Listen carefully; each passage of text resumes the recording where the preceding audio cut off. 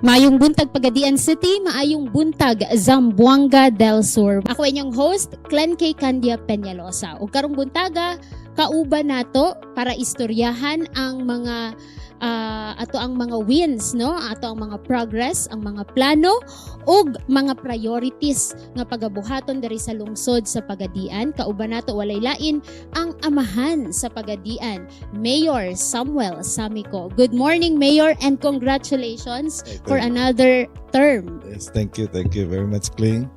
And thank you also for this opportunity na sa gihatag sa ato sa Philippine Information Agency headed by our beautiful Regional Director Naomi Idaga, and also in coordination with DXPR, no? Coordination of course sa ako apong Pagadian Information Office kang Leo Santillan.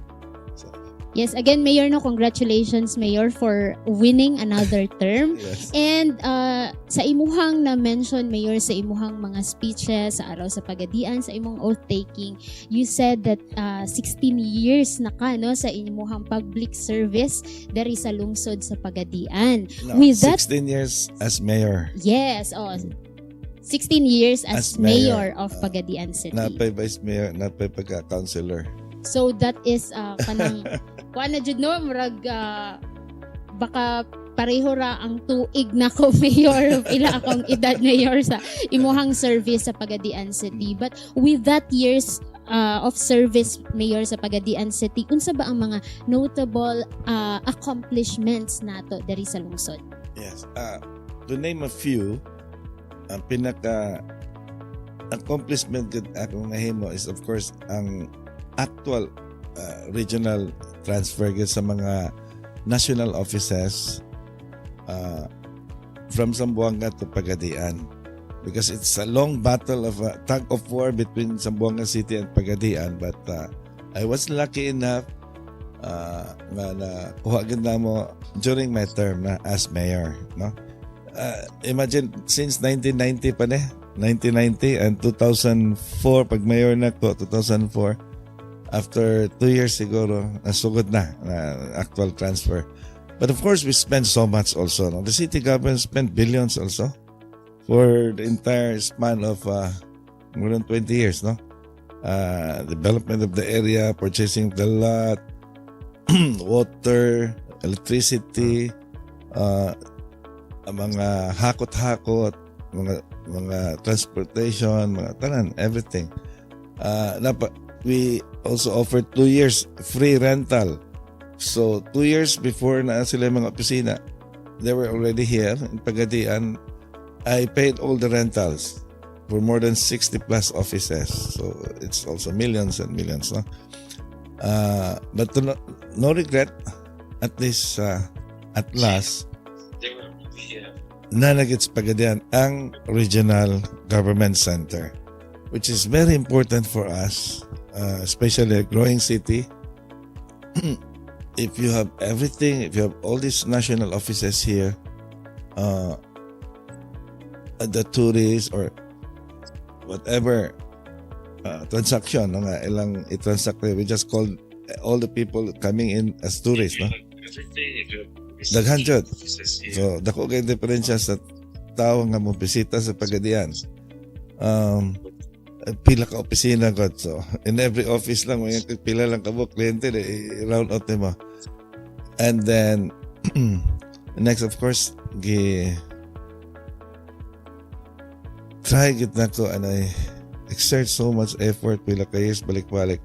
But at last, we're successful also for the transfer of the consular office, so that now we can renew or we can get a new passport here in Pagadian. So, naku po check diferensya because there will be hundreds of clients every day. Kay passport, bisan sa layo, bisan Cotabato pa ka o bisan asa ka, Dipolog ka, Dapitan, whatever, bisan asa ka nga lugar, pwede man ka makuha og passport din sa Pagadian. So, daghan siya client every day. So, another added tourist, no? Okay. Of course, locally, we made this mall. We call it C3 Mall. It's first in the Philippines, no? It's a mall, a 5-story building, fully air conditioned with 4 escalator, 4 elevators. I think it's the only mall owned by a local government ng kanilang. Wala may mall siguro ubang city na. And that is because we have a property at the heart of the city undeveloped. O niya, murag shantis lang ba, barbecue, tailoring, emnanan. So, at the heart of the city, maot ka siya tanahon. So, I was persuading even the previous mayor, Mayor Joy Pajares, Mayor Dugon, and I was telling them, can we appropriate some amount of money? It's at the heart of the city. It doesn't look good, no? Aso-aso, barbecue. Can we not build a building there? Ano ba? But my suggestions was not being heard. They know it will spend so much money. And so that I talked to the bank and then they give us this loan. So we were able to construct this building. But it's a self-liquidating project because we sold most of the stalls, leaving us for rent. The basement, it was rented by the Robinsons Group and the grocery, Robinson Supermarket, and the top floor is reserved for offices, for regional offices, for those who cannot afford to build their own building yet, no? And so maybe the bigger one is also the fish port. Yeah, we have a fish port so that we can protect our fishermen. Not only the fishermen, the businessmen, no? Kaya kung sa port, ordinary port sa PPA, there's so many people. So, mostly, reklamo nila is when they dock, so many are asking for fish. Daghan mga yun. So, maybe 10 to 15% is lost for giving away. So, and so we have our fish port now, syempre restricted. Only few people can go inside. Then, so wala na mga kayo, no? And before, tanan man, even military, even police, even mga offices, LTO, and so on. Everybody, especially city government employees, taksang kay mga yun. So, reklamo mga fisherman. So that we're looking at the future na someday, mga fishing boat will not dock Pagadian anymore. So, loss of income again. Kaya, kung dako na kayo mawala sa ilang fish catch, more than 20%, 30% na, then they will shy away. They will just dock somewhere else. No? They will not dock at Pagadian Port anymore. So, we made a fish port. And at least now in control, then though they had to pay something, but just the same PPA they had to pay. But at least doon secured sila. No?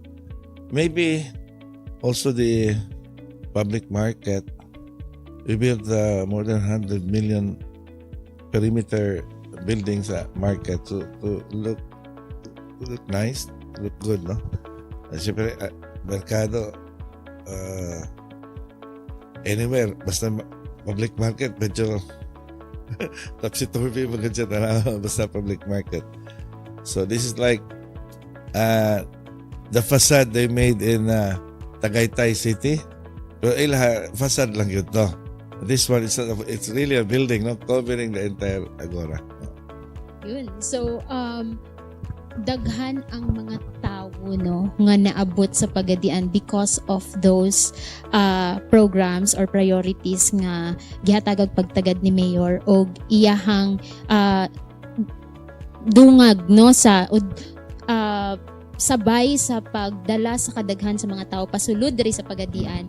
Mayor is also developing ang unsay naa na sa pagadiandaan. And we will be talking more about that, but as of now, Mayor, kaganihagi congratulate ka Mayor for winning another term, no? Unsa ba ang atuang mga focus, mahimong focus agenda for the next 3 years, Mayor? Since this is my last term, I do not want to see my city growing very fast and leaving behind the people. So, akong promise sa mga tao, in this third year, ako i-focus po, tagaan ginako attention ang mga katawhan sa pagadian, na hindi pa sila mabiyaan. No? When pagadian city is growing fast, and the people must also grow with it. So that we started last 3 years, we purchased a lot of property in every barangay because we have observed yung resettlement area namin. We have 2 resettlement Bulatok and 1 in Barangay Buena Vista, Nazaret. If you transfer the people to an area hindi suitable niya doon, so it's like all residents living beside the coastline, ilipat mo doon sa Nazaret, which is a little bit parang bundok doon. Wala naman dagat, they will not stay long kasi fisherman siya, he has to go back there. So, failure kami because more than half are being sold out to another entity. So, ang problema sa squatter, nandyan pa rin. So, that's to solve it. Ito wholesale na to, it's not squatter only.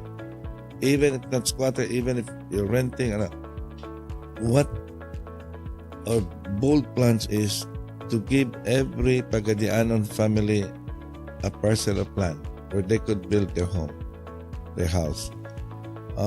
Hindi naman malaki, mga 70 square meters siguro per lot. So bahala na. We purchase the lot, subdivide namin, we give it to them, but sila na ang magtayo ng building, ng bahay nila. Sila na. We only gave the lot, pero expensive, no? We purchased the lot. We have to develop the road, the topography of the land development, no? And then next is water lines, and then electricity. We have developed already more than 10 as of now.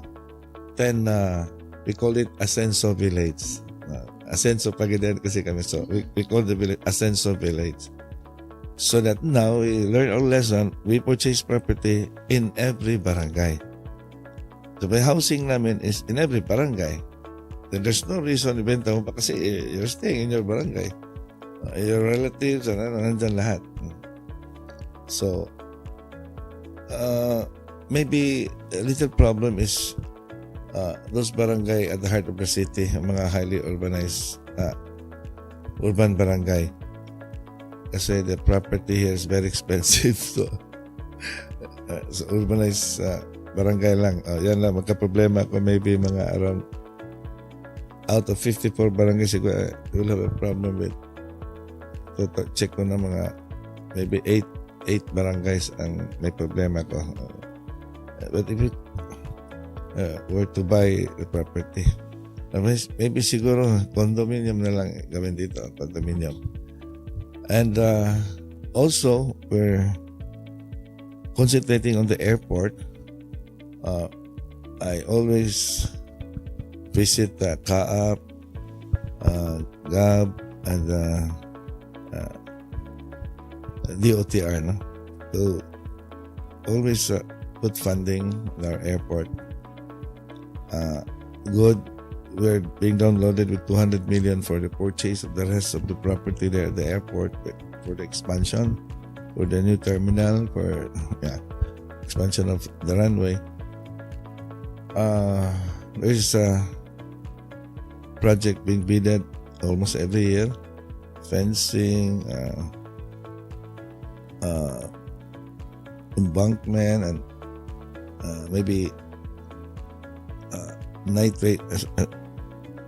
runway lights to be a night-rated airport, because soon it will be turned into an international airport. No. So that's the future plan, but at least now it's going on. No?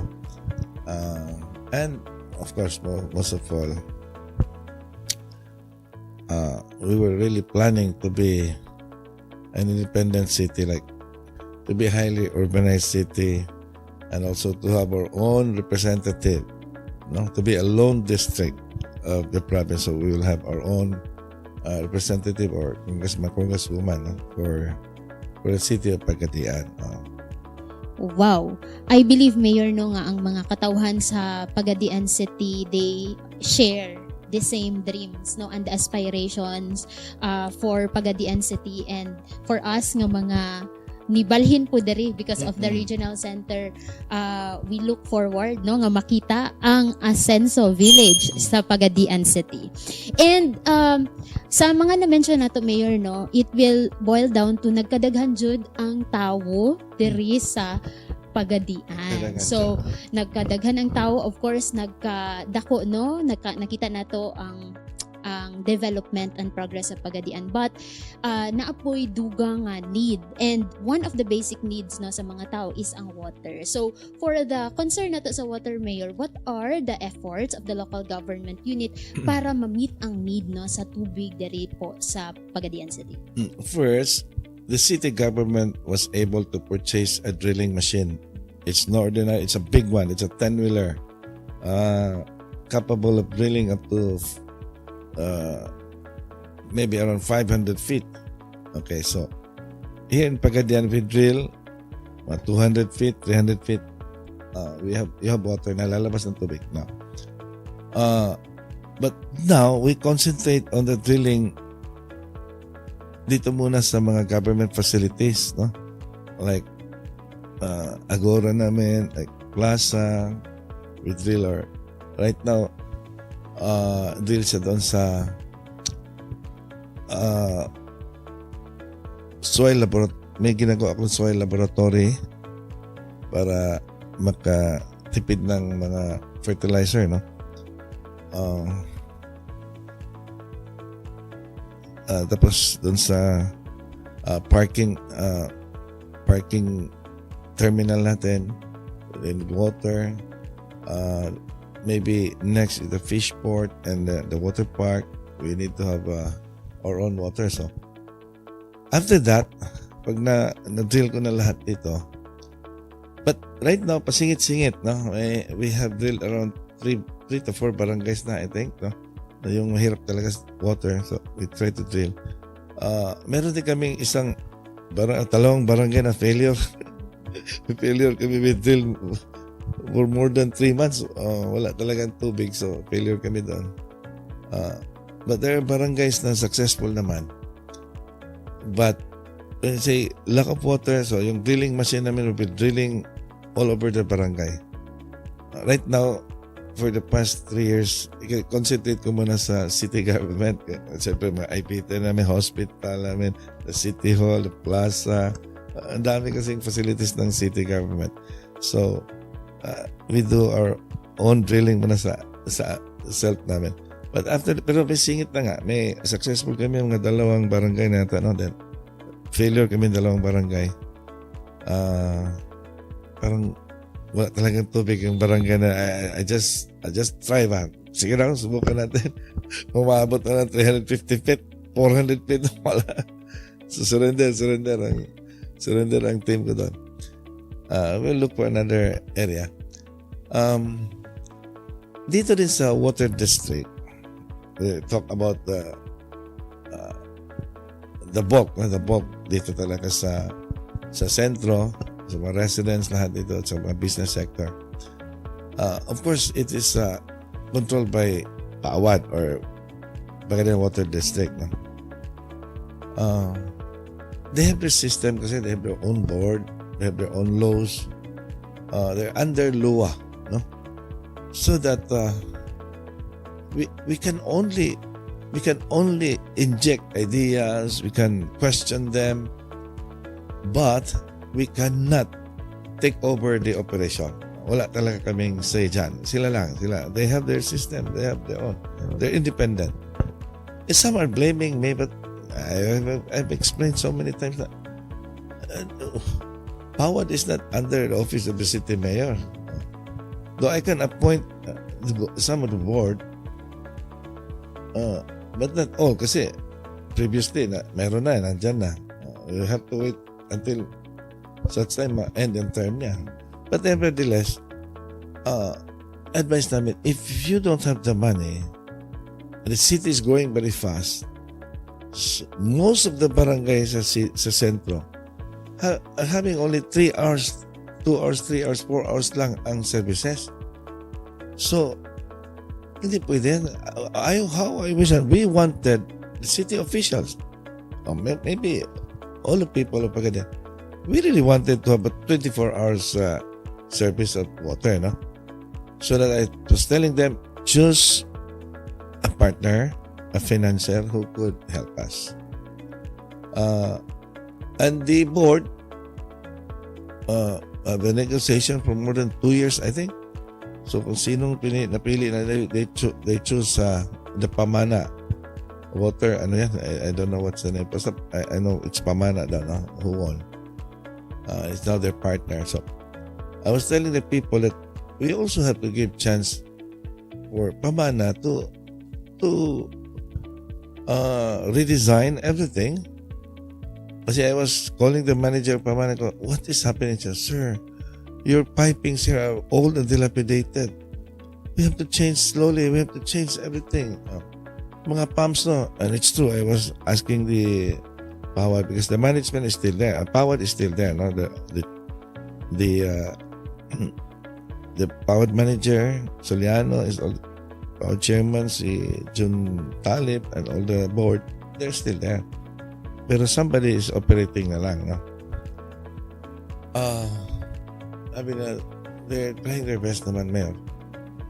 Pero medyo ma-delayed lang kasi when something happened, they don't want to repair. So like, pag may masira, they bought brand new, branded water pump. They changed.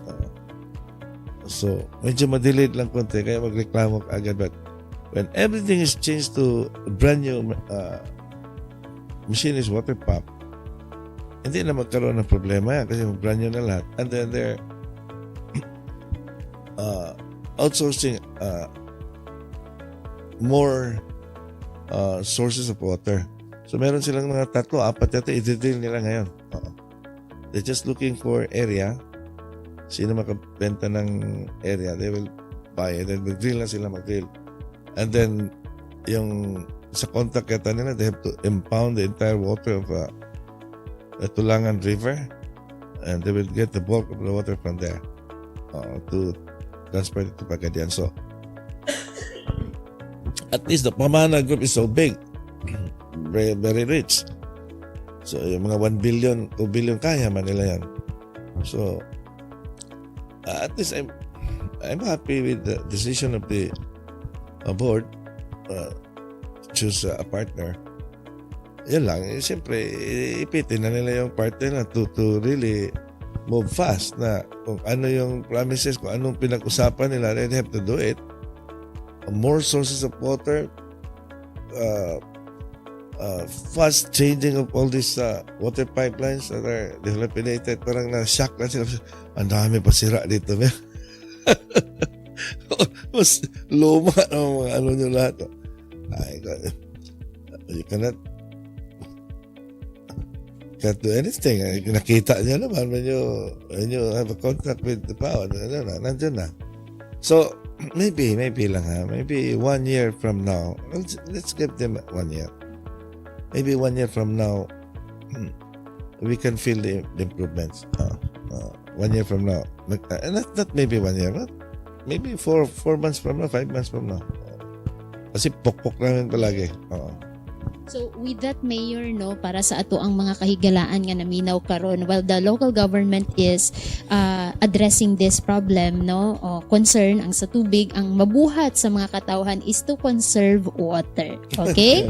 So conserve water let us be disciplined, no, when it comes to our resources. So meron na sana din na dagdag, no? Yeah, meron na sila na dagdag na let's say sources. May dalawang nabutan na may source of water na sila nadagdag. But then, ang problema, kinakain sa development kasi ang needs naman tumaas. Kasi open ng ilang hotels. Nag-open ng more than siguro mga new hotels, mga almost 10 ang new hotels pa ganyan. Nag-open ng more than siguro 30 restaurant. Nag-open ng Robinson. Tapos, bulk din, nandun din sa regional center. Doon din yung water supply. So, may nagawa sila, hindi lang nila kayang habulin yung development ng city. Sana, nag-improve na. Ang demand, naglaki naman. So, nahabol lang sila. So, I was telling pa man na kailangan 300% ang target mo kasi kung dahan-dahanin mo, habol ka lang. Yung nadagdag mo ng strength mo, ubusin lang din sa development. Okay, so from water, go na po da sa ato ang tourism. Mayor, I believe the city has a lot of plans, no, development plans para sa ato ang turismo. Unsa man ang kini nga mga plano para ma-boost ang atong tourism? Yeah. Since we are now the regional government center, so we know that there will be a lot of people coming to Pagadian, no? Transacting from different offices. Meron din, we now have also immigration office, consular office. Almost all the offices are here. So I don't want people to come then parang isang ikot na siya. Wala na, pasyalan ng Pagadian. No? Isang ikot lang, wala na, uwi na.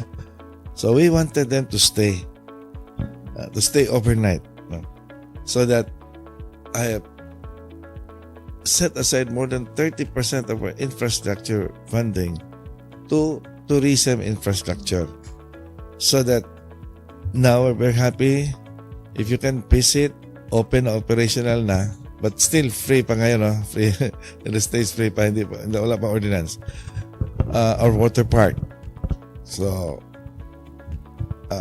it's at par with maybe the Borham Park of Baguio City. No? You can visit our water park, but it's not completely finished. That is around 60% completed pa lang. There will be restaurant. There will be a lot of there will be fountain. There will be swimming pool. Marami pang gagawin doon. So, but at least it's already open. Next is the viewing deck at the Palpalan. We will also have our resort, beach resort. One is for it will be developed by the city government, but the rest we will give it out, bid it out to private. So the private people, the private sector will develop now for them to develop. But at least meron talagang government, parang ganun. We are also developing our forest. We call it Mga Falls, no? There is a big falls, and it's owned before by a environmentalist or taga forester, no? So is working with that office, and then he purchased it flat. So pag it's around 5 minutes out, 5 minutes, it's like within the city proper. The road is concreted now. All this tourism area is inuna ko na yung pag-concrete sa lahat ng road, no? So you can go to Palpalan being there, fully concreted. You can go to the beach resort at Puliagan, fully concreted. Itong Mga Falls, fully concreted also. Right now, may mga structure na ginagawa. It's a forest within the city. No, it's untouched. It's owned before. I think he just donated to Power. Power bought it before. The Water District bought it. Then Power donated around 2 to 3 hectares. Hiningi ko yung falls for us to develop. Hindi man nila kaya mag-develop, no? So kami nasa city. And then we also have hot spring in Barangay Lourdes. So, yung road, yun lang, hindi ko pa natapos na road. But we have a cave, a nice cave. Doon sa mga falls, daming monkey. Monkey, mga unggoy, ang dami. Ito naman sa Datagan Cave, dami namang bat. Bisaya, kwaktit, no? It's a nice. There is also resort na doon sa beside it, and then the city also will be developing a lot. May building na rin ginawa doon. So at least they can choose now. And we also have a structure at Lalas Island. It's 15 minutes away lang by boat. There's a big structure we built there para gawing diving spot. Because if this is the island, on one side is a wall. It's 150 feet wall. It's good for scuba diving. So dito mababa lang, pero dito it's a wall. It's very nice. 150 feet down below. And we also have the white beach, white sand, the daw gamay, daw dako. The city is funding a mini port in every area. Para yung tourism boat namin, it's finished. We finished one. That tourism boat will be flying all this road. No? Ikot-ikot siya. You just pay. Sige, ikot ka na for maybe 1 hour and a half. We will be having a test run next week or basta a week from now. It's finished. Meron na kaming tourism boat. Ilibre ko lang muna for first month, and then mga another month bayad na. So we will also be providing a coaster, a fully air conditioned coaster, para ikot din sa lahat ng mga tourism spot. So you just come to City Hall, may area dyan, mag-park siya, you pay, basta let's say once in the morning muna, once in the afternoon, ikot siya sa lahat ng tourism spot natin. Alright. So Mayor, no, daghan kita og laaganan daay diri sa Pagadian, and kami nga bag-ubag ula, actually mga mag 3 years na ko diri sa Pagadian, no, and hinay-hinay pud nako nga gina lantaw ko unsa ba ning Pagadian City. And Mayor, isa sa mga gina-look forward nako jud nga adtuan is ang Puting Balas. Kay I heard so much about Puting Balas, and 2 times na ko nakaadto dito. Wala daw if this tourism boat will start flying every day, one of the routes is the Puting Balas. Yes. So you can visit there. Yes. And ang Puting Balas, I can say, no, na kasi I went to some best beaches nato sa Philippines, and I can say nga, I love it. As a beach person, I love Puting Balas. So, sa mga Pagadian, no, nga wala pa nakaadto dito, o sa mga bag-o lang sa Pagadian, lantawa ko sa mga maadtuan nato, og I hope naminaw mo, og balikin ninyo, no, kung sa ba itong mga pwede nato adtuan sa Pagadian, and let us visit those places. So from tourism naman po, Mayor, adto ta sa atuang mga kadalanan, no, og infrastructure, mga infrastructure plans nato. So ang nato one time, Mayor, nga naka-appeal ko og press con, dayon ang giingon isa-isa sa mga speakers kay traffic is a sign daw of progress. And with that, when we talk about traffic, na dyan yung mga kalsada, no? So ang mga kalsada na to, Mayor, naabot tayong mga plano, no, nga i-repair kining ato ang mga kanang kinahanglan na siguro i-repair nga mga damaged roads nato. And then kini pong ato ang IBT, Mayor, naabot tayo plans nga i-renovate ni. Roads muna tayo, no? Right now, we are appropriating more than 120 to 150 million every year for sidewalk and drainages. This is to solve the problem once and for all, no? Between the property of the road of the city and the property of the individual.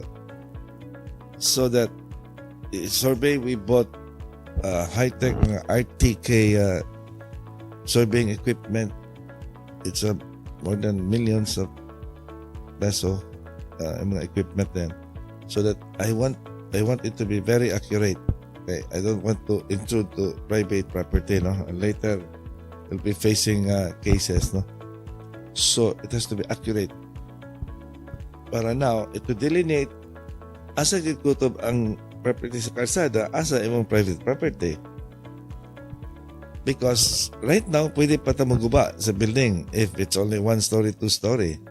But later on, since starting 2 years, 3 years ago, puros na mga high-rise akong ipangpirmahan na 6 story, 8 story, 10 story na. So, like ICE Hospital is 22 story. 22 story building. Kanang hotel na ron sa IBT, that's 9 story. Kanang nada sa likod sa Shell, nasa at the heart of the city, that's 9 story also. No? So, daghang kayo na kay bahamon dito, 9 story po. So, if and when, usap pa na ito, badlungon nga ning lampas ang building, you cannot cut it anymore. Tumpag na siya. So, at least, now that we have time, kasi padagko kayo, ang kaning nga igo, tukod galing tag 8 story, 9 story, abot ang among engineer, tanawang gina mo road dito,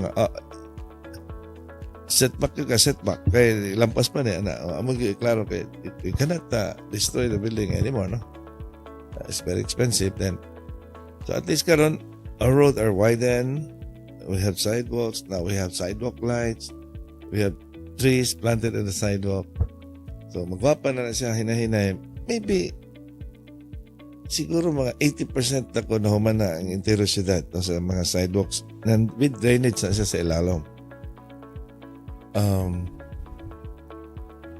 Ika nga lang makita ni mo marang di pa kayo siya nagwapo, it's because if this is the width of the concrete road, pag kuha na mo sidewalk, irog na dito.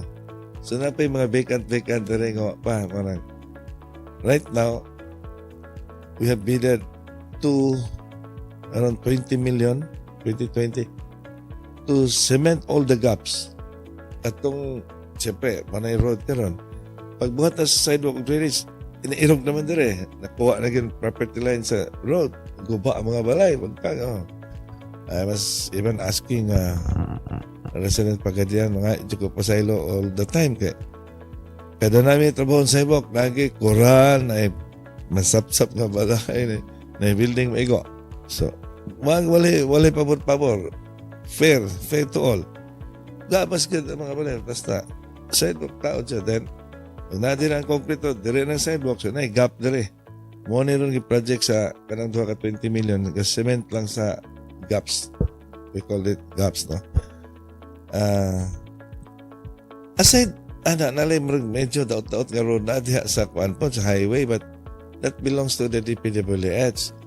Ilahaman ko na. So, ako, nitabang ako sa DPWH, sa highway, national highway. Akong tabang ko sa sidewalk and drainage.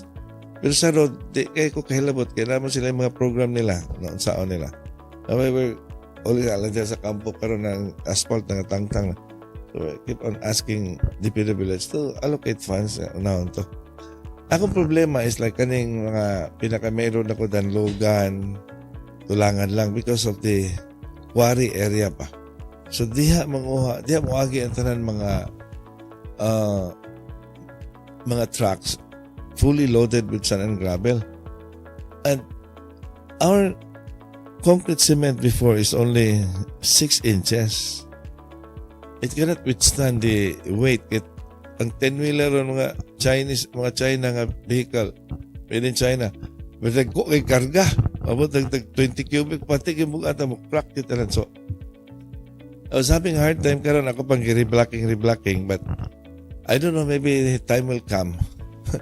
we have to change everything. Concrete na kitag 8 to 9 inches para di maguba. But I was always requesting that funding from our governor, from our congressman. Kaya ilaha mga truck dagang kay mga sila may nakaguba. So I was asking them nga, tabangi po may repair din ha. Kaya kapo may nakadaot na inyo hamang mga vehicles, may daghang kayo inyong diya mo magpari, gabi kayo. So, naman po sila gitabang pero maburo kayo. I will be asking them this time nga, mahimo unta, maluoy sila. Tabang po sila city. Kaya ang dalan sa city, 40 yung daghana. Oh, it's not a joke. Daghan kay kung dalan rin, everywhere is road. Ang tanan barangay magpa-open na rin, magpa-ali, daghan kay may simentohan, di may kaapas. I don't have that much money, okay, because atong parta, nay para sa concreting of road, nay para drainage sidewalk, nay para bridges, nay para sa mga building, daghan kayo. So we have to divide it nga. In such a way nga, tabangan na po tata sa atong uban nga mga opisyales. Nagpa-elect man po sila dire as governor. Butar mo po ang tao ni Spagadian. As congressman of the presidency, butar mo po. But medyo gamay-gamay lang mga ang tabang ba. That's why I really wanted, ila lang kung magsamok nila, hindi sila mahatag din na mo. I really wanted Pagadian to be a lone district. Para namin kung galing yung congressman nga, huwag siya kagastuan lang. Pagadian City rin siya. So whether he likes it or not, no choice siya kaya yung area Pagadian City. Unlike today, ang setup kasi is ang congressman of first district is Pagadian City plus 11 municipality, which is very difficult for us. Kaya dito niya ibuo ang kwarta sa 11 municipalities. Wala yung may projects Pagadian. Unlike Zamboanga City, they have 2 representatives. They have 2 congressmen. So, ang ilang city, ito alagay sa Zamboanga City, may hindi na ibuo tanan. Ako dire, I don't have. Na ako pero may i-wish, ako i-ampo, ginoo nga. I-grant unta na sa itong mga official, mga dagkong opisyalis sa province. Sugot sila. Dumaga sa Calon District ang Pagadian so that we will have our own representative who can focus, who can really help us. Nadiririgid ang iyang kwarta po. Anyway, 1 representative here, win-win situation. Ang dito sa 11 municipality, dito po sa ilang kaugalingong congressman, congresswoman. Duha ka funding, lahat dito, lahat dito. Much better for us. Wow, so may makadaot na. Wala man. It's just, I don't know, sa panailang theory. But I will be praying, I will be hoping, I will be praying to God that will be granted in the future. And malong district yung Pagadian. Ang ato ang IBT mayor naabatay plans to renovate it, mayor. Actually, the IBT was already renovated twice. At CR nag-renovate na ako, ang ceiling talaga ayaw na, and then ang parking area giusab na bay tanan, ibutangan ng bay, and expand me another building to sa likod. And then before they lost a case, so I bought the entire property sa likod tanan, entire 8 hectares para dako yung space.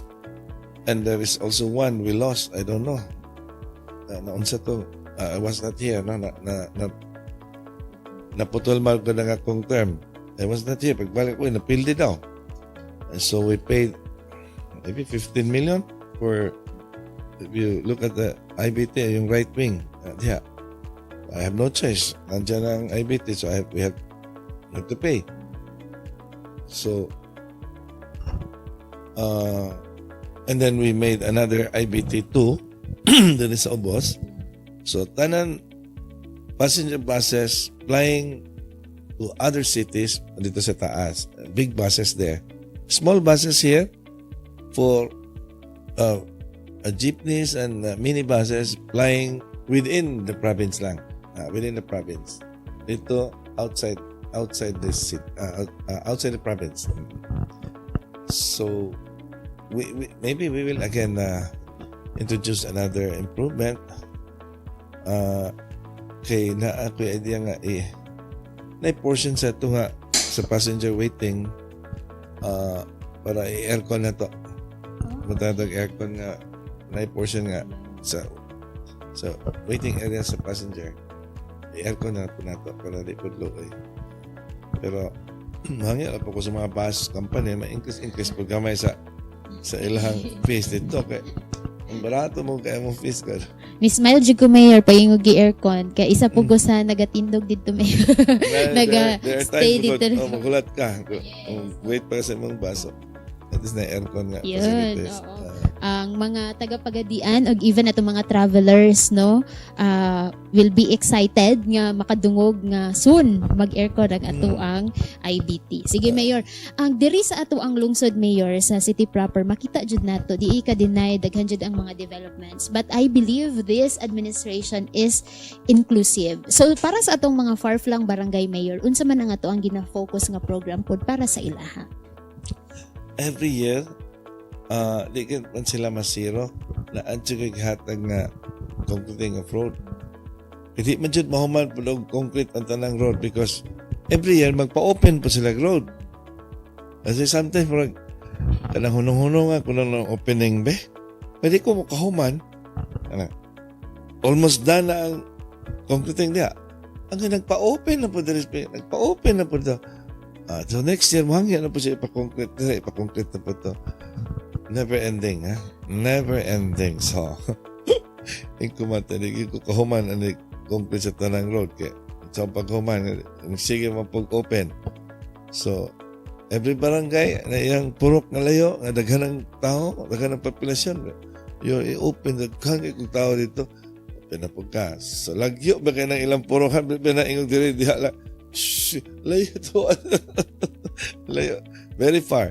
So, but every year, tuwag may concreting to sa ilaha sa barangay, ilang mga gym, ilang mga barangay tabang may.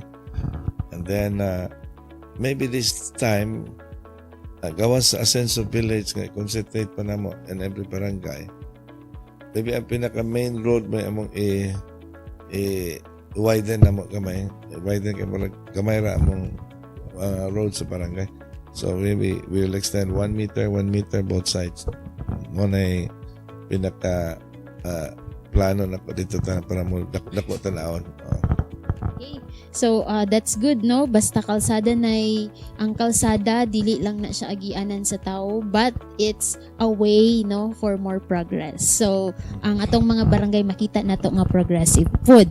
Mayor, kaganihan na mention nimo number 1 no nga isa jud sa kanang pride no of your administration is ang pag-move diri sa mga regional national government agencies, because Pagadian City is our regional center and daghan na jud ang mga offices nga diri. You mentioned gali nga successful no ang ato ang pag-push ani nga initiative. So Mayor, what is next no kay naa naman diri ang almost all national government agencies sa Pagadian City? Next is of course we're trying to develop the entire area to give them right now, there will be a 3-story building, a commercial building para ang mga regional office employees na apod sila shopping area, no? So there will be mga stalls ito na within the building na at least yung mga basic, but at least they have your own pharmacy there, they have their own office supplies, pero they have their own grocery store, basic parlor. And the second floor is a little bit nicer na mga restaurant. More expensive restaurant. So that if they have visitors there, the regional center, pwede na dito. And for all those mga clients also sa different offices na mga so many mayors are going there, mga municipal city mayors, governors are going there. A lot of businessmen, mga developer, there's so many mining companies, mga anything, everybody's going there. So this na yung mga a decent restaurant on the second floor. And the third floor is a food court so that the employees can afford. So, food court, you can choose maybe around 20 stalls na different kitchen, different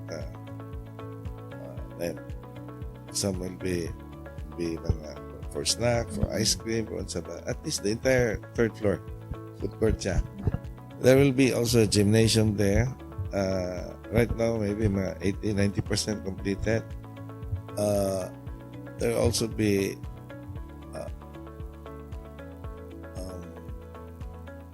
convention hall given to us by former President Digong. But that's only around 80 million. So the city government will, I think, infuse another 50 to 60 million to make it operational, to make it fully air conditioned. So mga swimming pool, mga amenities area para enjoy pa ng mga regional government employees. So right now, you have your own banks. Na naman dito ang land bank. Maybe I will also allow one gasoline station na dito mag-abre, but not inside. Of course, even the amenities, the sports, swimming pool, it's being constructed outside the fence, but right beside, but outside the fence, outside the main gate. Only the commercial building is inside. The commercial building, for convenient naman to. You don't need to go out. So you can just buy anything inside. But the rest of the amenities is being constructed outside the fence. Outside. So maybe and those remaining regional offices that are still sa Zamboanga, masin maluoy po sila, masin mabali na po sila. Tsaka kapon na ba regional center, bali lang eh. Alright, kita ka Mayor, gangi si Jico, naminaw sa imo ha. Kay kami man po, isa sa mga una, no? Look forward, anak nga development, yes, you have your own Mayor. building na. Yeah, yes. Very nice building, but as what Secretary said before, Secretary Andanar, this is the first building outside the main building in Manila. So maybe this is the first building outside Metro Manila. Yes, opo. So, excited na taan ninong mga development kay dili na jud mohilom ang balintawak. Masaba na jud ang balintawak pag-ayo. Mayor, information is essential for progress and development. And the Pagadian City, no, the Philippine Information Agency is thankful because you are very supportive sa ato ang Barangay Information Officers Network. Unsa pa ba ang plano, no, og andam nga suporta nga ihatag ni Mayor Samico sa ato ang bayon? So, first of all, we recruited people to be members of Bayon. We appropriated some amount of money for allowances lang, no? For meeting, at least for meals man lang. And the next is, of course, we will be giving away uniform for them para makita yun Bayon sila information officer. And then maybe next, we'll issue a portable radio, each of them. And then, kasi there are barangays kasi walang cell site. So, but they can use the radio because we have our own repeater, city government own repeaters. They can communicate. And maybe we will also be providing them with a smaller type of camera. But right now, they can use their cell phone. But there are barangays kasi ang ilang cellphone katong wala keypad, wala may mga camera.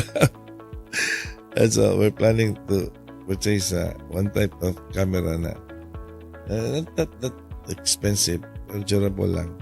But each of them will have one. So they will be happy to be a member of Bayan. From time to time, anyway, they will be having a meeting. Whatever support they need, mahatag na to. What is important is first hand, sana ba na something happened there, we will immediately know.